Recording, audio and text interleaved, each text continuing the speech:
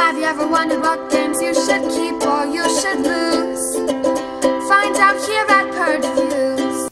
Atlantis is one of those games that is like this themeless thing that you're going through, and I really feel like I'm playing a game versus I'm dungeon dwelling, or I'm fighting superheroes, or I'm building a kingdom. I feel like I'm just playing a game. The game borrows heavily from Cartagena. If you play that classic game, Atlantis feels more like a twist on that game, where you're trying to get down the path, trying to get as many people down the path as possible, but as you're going down the path, the board is changing. And that's really Atlantis. It's a simple, abstract game. There are different strategies that pop in, so it's got that strategic element to it, but what you're doing is very simple. And I think it increases the variability of who can play this game because of the simplicity of the game. And I think it really works for this game. Now, this isn't necessarily the type of game that I like. I like a little bit more theme in my game. I do like the Atlantis theme quite a bit, actually. And Atlantis is one of my favorite Disney movies, and I really like just kind of the lore that goes with Atlantis, but I feel like it's totally pasted on here. It doesn't necessarily correlate to what you're doing, other than the fact that the tiles are being swallowed up by water. I don't think that exactly works. Now, if I was playing one of these two as an entry-level game, I'd probably start with Cartagena. I think that's a little bit more easier and hits the target a little bit better. And when they're ready to take that little bit of BIP, but you know they're not going to play Agricola with you because it's too much. They're never going to get there. But they want a little bit more. I think Atlantis fills that bill for you. And I think that there's enough going on here, enough variability that'll keep you interested for quite a while if you're making that jump from Cartagena. But I would definitely start with Cartagena first. Atlantis is okay. It's an okay game. I think that if you're newer into the gaming, you're going to be like, wow, this is really neat. This is very different than the roll and moves that I'm used to. But once you've been in the hobby for a while, I don't think it's necessarily going to fit your taste. With that said, it's a fine filler. I think people like this. I think there's a reason why it didn't take the board gaming world by storm, but I also think that's why it's a solid game. Sometimes, though, when you're building off a previous game like Cartagena, where people did play it a lot, it's very popular and has different versions that came out of it, I think when you build off of it, you lose a little bit where it's like, it's a little bit too similar, or it doesn't seem to last as long. Sequels have this problem, right, with movies and stuff, where it's like, you're really excited about it because it's similar to what you like, but once you get it, you're like, I don't know if it doesn't make me laugh in the same way, right? It didn't give me enough new because it was too similar. You didn't actually want what you thought you wanted. I think Atlantis would fit that bill. I'd probably stick with Cartagena. For me, this is a Purge. It's a fine little game. If somebody's like, hey, let's play this game as a filler, perhaps I'd play it, have a good time, but it isn't something I'm going to want to sit down and play all the time. So for me, it had to make the move, but I think for those simplistic, abstract, you want something to play, you can play with just about anybody, I think it fits the bill. Here's Atlantis. This is a game by Leo Colvani. He's going to have a beautiful picture of the city of Atlantis before it sinks. You're going to have a rule book that will come with it. Here's a little expansion of the boats that came with my copy. And you're going to have this cross that's set up. You're going to have these different tiles, very thick, very easy to see and use that will make up the board. You're going to have these little meeples that you'll be using, nothing here to write home about. You're going to have the city of Atlantis and the mainland that you're going to help build the board. Beautiful artwork, very hard cardboard. You will also have these little small Hobbit-size cards that you're probably used to. Nothing in here is groundbreaking, these little bridges that you'll have, but it is very, very nice. So the board and the setup and everything looks very, very nice. The components will last you a long time. Starting to get a little bit dated here, but not too bad. The components are a thumb up from me. Here's the rule book. You're going to have the pictures of all the components on the front, which is a huge plus. You're going to have the game ideas and goals down here. This is going to fold out, if you will. Set up here with a great picture. Most of the gameplay is going to be right through here with some examples that you'll see. And then when you flip it over, you're going to have the final movement and the scoring of the game and how it wraps up. The rulebook is very good. The rules are very simple. You ever played Cartagena? This is very much like that. If not, pretty much the same game with a little bit of a variant. But the rulebook is very good. Because it's going to take up so much space, I'm going to show you how the setup is. You're going to have all the tiles set up here.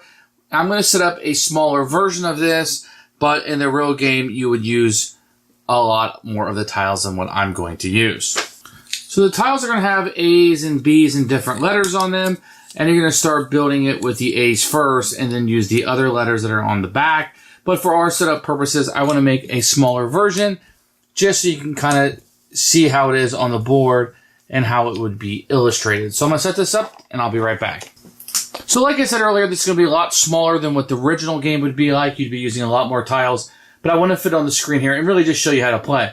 You're going to have these people that you'll have, and you're trying to get your people from Atlantis to the mainland. When you get to the mainland, you can win the game and score victory points.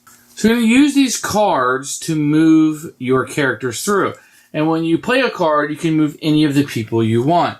So say I played this card down, I would move him to the next available one. If you ever played Cartagena, it's the same way. So I would move him right there. I would pick up the first unoccupied tile closest to Atlantis, and this would now come into my hand.